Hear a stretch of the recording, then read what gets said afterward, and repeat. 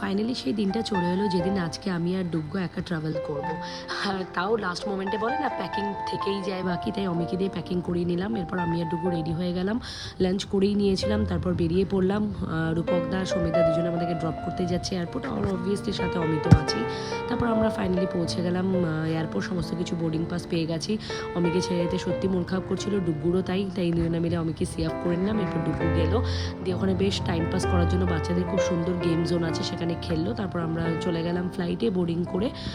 আমরা যাচ্ছি direct two Dubai থেকে আমরা তারপর যাব কলকাতায়। তো এখানে গিয়ে ডুগু যেহেতু দুপুরে ঘুমোয়নি, তাই গিয়ে ফ্লাইটে ঘুমিয়ে পড়লো, আর আমি এখানে সানসেটের ভিউটা এনজয় করছিলাম।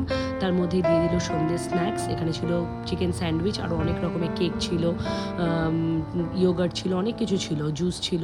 তো তারপর এখানে আমি ইন্ডিয়ান মিউজিক এনজয় করতে করতে ফাইনালি আমরা পৌঁছে গেলাম দুবাই। সেখানে গিয়ে আমরা দুজনে একটু রেস্ট করলাম। বাকি পুরো ভিডিও তোমাদের সাথে আসতে চলেছে, চলো আজকে